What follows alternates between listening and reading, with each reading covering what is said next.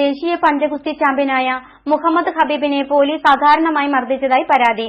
സംഭവത്തിൽ കുറ്റക്കാരായ Mavoor police ASI, SI എന്നിവർക്കെതിരെ കർശന നടപടി സ്വീകരിക്കണമെന്ന് മനുഷ്യാവകാശ സംരക്ഷണ സമിതി ആവശ്യപ്പെട്ടു.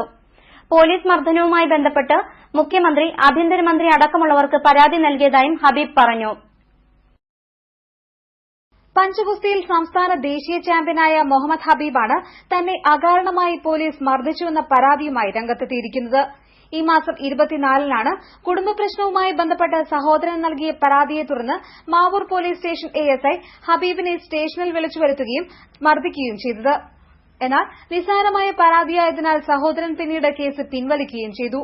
പരാതിയുടെ അടിസ്ഥാനത്തിൽ കാര്യങ്ങൾ അന്വേഷിക്കാതെ സ്റ്റേഷൻ ASI, SI എന്നിവർ ചേർന്ന് തന്നെ മൃഗീയമായി മർദ്ദിച്ചതായും കുറ്റക്കാരായ പോലീസുകാർക്കെതിരെ കർശന നടപടി സ്വീകരിക്കണമെന്നും മുഹമ്മദ് ഹബീബ് പറഞ്ഞു.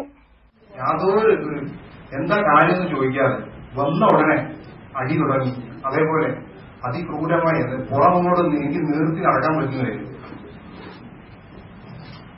പുറത്താക്കാൻ അടിച്ച്, അതേപോലെ താടി, റിബ്സ്, കാലിന്റെ മസിൽസിന് ചവിട്ടി, മസിൽസ് മേലോട്ട് കയറി വേദന കൊണ്ട് കുളഞ്ഞ എനിക്ക് എന്നെ എന്താ പറയാ ഒരു മണിക്കൂർ, അരമണിക്കൂർ, 3/4 മണിക്കൂർ പോലും സ്റ്റേഷനിൽ നിർത്തിയിട്ട് പുറത്തേക്ക് പോകാൻ പോലും അനുവദിച്ചില്ല.